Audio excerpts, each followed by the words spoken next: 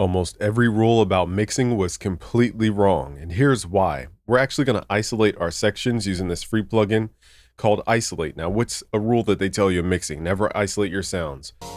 I'll prove it to you guys. So again, we don't have any plugins. All we're doing is just soloing different sections of our song here.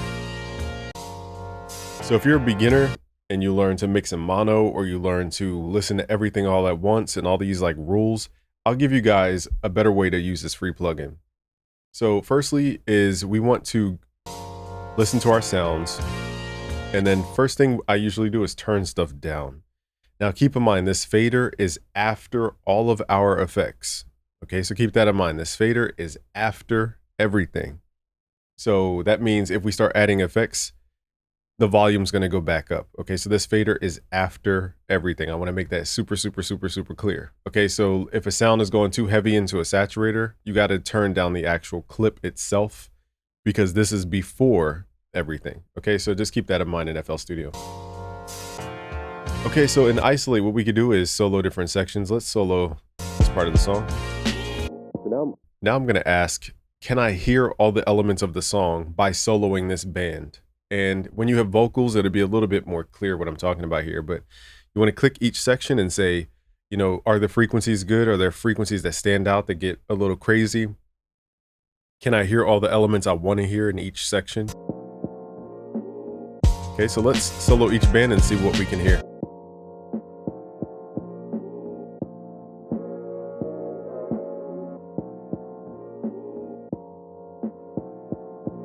So I'd say on this section, the sample's a little too loud and it's clouding in the bass. Let's turn the sample down.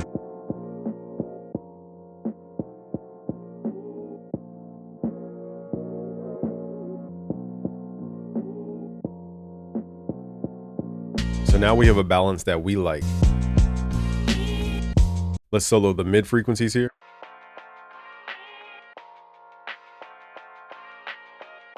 Now for these frequencies, I'd say the hi-hat isn't clear, so let's turn the drums up.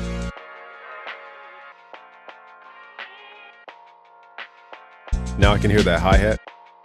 It goes tick, tick, tick. Now a quick button we can press is this filter bypass button up here. You can also set the ranges here, but I like to keep these on on the default setting. Let's go to the high mids.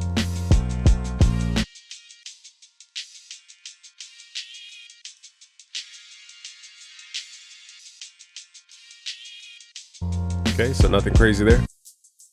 Now let's check out the highs. Okay, so what I'm doing is I'm listening to each section, balancing out stuff, and then trying to make a decision on either clarity or how do I make something stand out even more. Let's check the lows.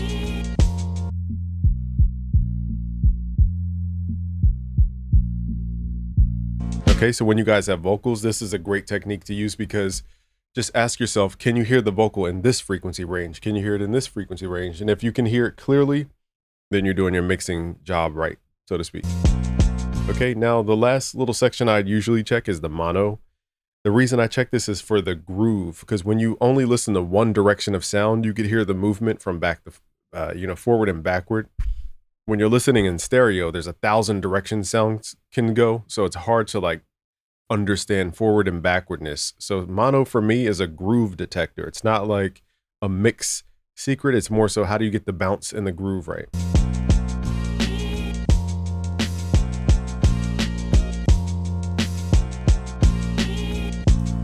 So to me, we have a little gap between that snare and the kick. That's what creates the groove. And nextly, I'm going to check the dim. So the dim button, basically I want to ask myself, can I hear the track even when it's turned down 20 dB? Do the things that I need to stand out still stand out?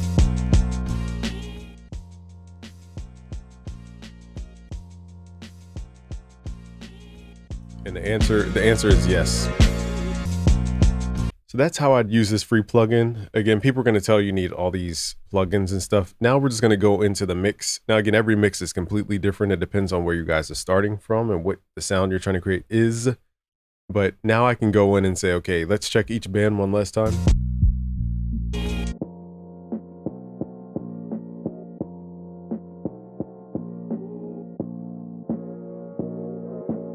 I could probably carve out some of the low mids of the sample. Tame some of the mid frequencies of the sample. All right, so that's all we need to do. So in this case, every song is different. It's not going to be this simple every single time. Let's open up an EQ on the sample. And I want to take care of those mids. Funny enough, this tells me exactly what my ear was hearing. There's a lot of energy. If you guys want to see this, if you have Pro Q3, click the analyzer, click this little button here. It's called the collisions. Okay. So basically it's going to show up red where the energy gets a little too dense. And it's exactly where I thought, right here. To me, these are more bass frequencies. Let's solo the sample. Now, people tell you not to solo. I say solo sounds because sometimes I'll have a clap and not even know the clap has like this super subby low end on it, but it blended in with everything. So I didn't even know that it was like messing up the mix because I wasn't soloing the sound. So soloing sounds lets you know any kind of flaws you might not pick up because the sound is blended in with everything else. So we're just sharpening the sound here. Let's open up this EQ. Let's tame those zones I was talking about. So somewhere around like 400, we're just gonna pull this down about 3 dB. My rule of thumb when it comes to EQing and compression is just work in increments of 3. So whenever you're unsure, like should you boost something or cut something, however many dB, just do it in increments of 3. That's the easiest way because I just found for myself.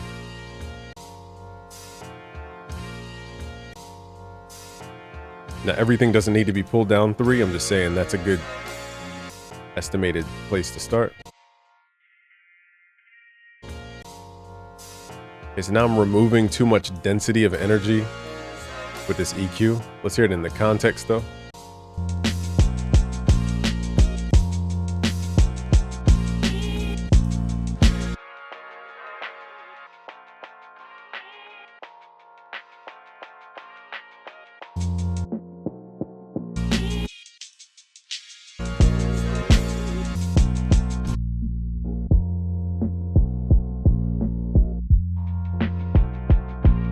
All right, let's also check the mid frequencies of the kick. Okay, so it's not the kick, it's the kick and this. Okay, so there's some frequencies in this hi-hat. Now, if I didn't solo the hi-hat, I wouldn't know the hi-hat has frequencies all the way down to 60. That's a lot of frequencies.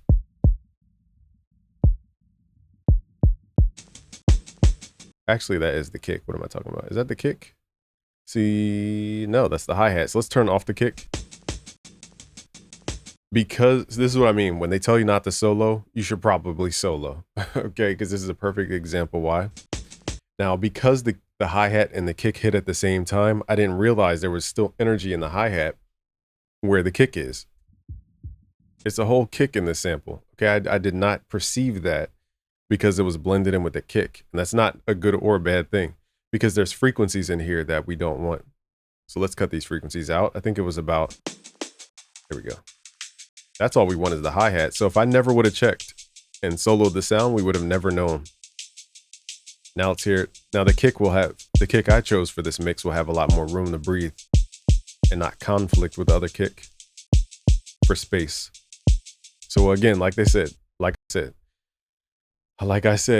is when they tell you to do something, do the opposite. Chances are you're going to find out how to do it the right way.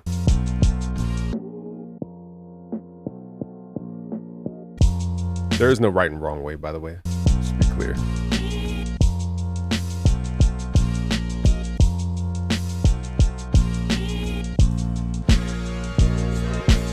All we did was add what? 1 EQ, 2 EQs. Let's turn them off just to see what it sounds like. Now here's before our just EQ.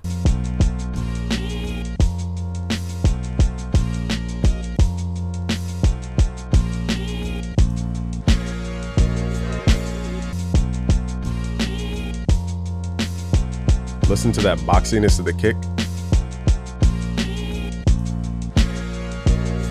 All right, now let's turn our EQ on.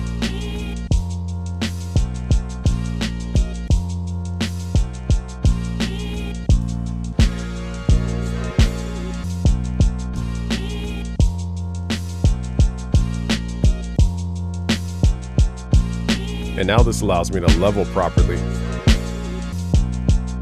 Just those simple moves, 2 EQs and turning stuff up a little bit. But it's because we cleared out the room so that the stuff that's important can actually be heard. Because without, those simple adjustments, we would never have heard that the kick was being muffled by the other hi-hat. That's called masking, by the way. When you have 2 frequencies that are so close to each other, you can't tell which one is like the dominant sound. It's like, I'm trying to think of an analogy. It's like 2 dudes trying to be like peacocks in a party, and they're both wearing like purple and like a whole suit and everything. But then one just is a celebrity, so he outshines the other dude right next to him, even though they're both wearing peacock suits. So that's masking.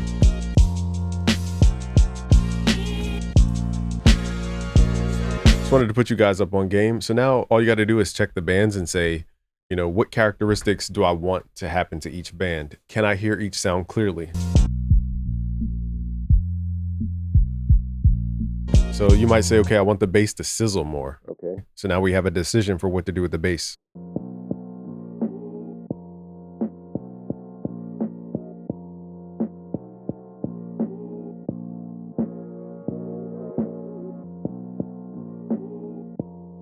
Okay, here we can still deal with that kick. Mid frequencies are good. And then we might say here for the high mid frequencies, we want to tighten up that with a transient shaper or something like that. So let's add these 2 decisions to this mix just to finalize this. Is that our hi-hat? So on our hi-hat track, we're going to just use the kilohertz. This is a free plugin called Kilohertz Transient Shaper. I also like the transient shaper from Slate Digital. Is really, really, really good. In their virtual rack, it's called. Let's add a little tack to the hi-hat, just so it jumps out a little bit more. Now let's find the bass and let's add more sizzle to the bass. We could add Spectre, we could add FabFilter Saturn, we could do any kind of saturation plugin you guys are familiar with. For this one, let's do Spectre. I like Spectre because it's like an EQ, but it adds harmonics. That's the difference here. So let's switch this to like a tube. Let's just boost up the bass.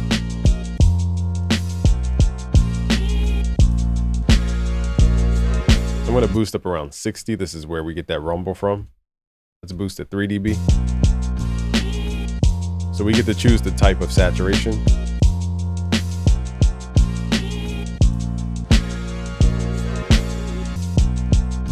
Diode is another good mode.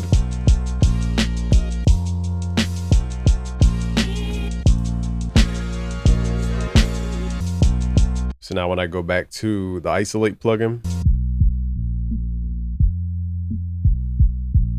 we can feel the bass rumbling a little bit more.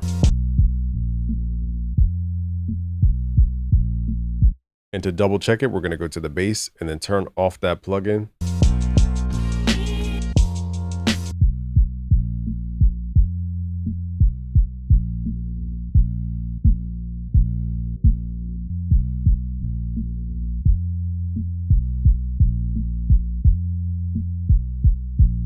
And I can hear a lot of the lower frequencies just got more full from that bass.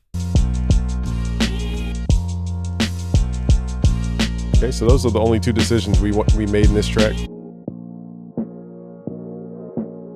Now the low mid frequencies is usually where a lot of fundamental frequencies stack up. So cutting this zone too much on every instrument, you're going to take the life out of your instrument, because that's the core fundamental frequency of each instrument in the mix. Lastly, let's check the mono for dynamics.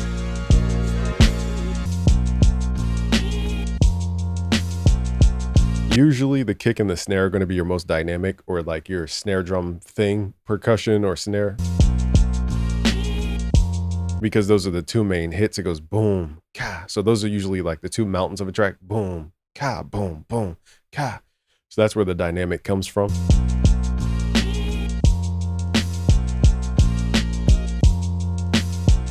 All right, so all we did was add EQ throughout this track and a transient shaper.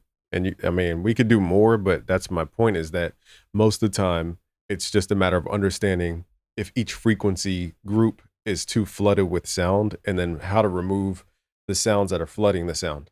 That's how simple mixing can be. Get this free plugin below. It's called Isolate. If you guys want to learn mixing, go to busyworksbeats.com/premium. We have a course called Mixing Fundamentals. I'll guide you guys through the fundamental steps of learning how to mix. All right, guys, subscribe if you're new. Peace.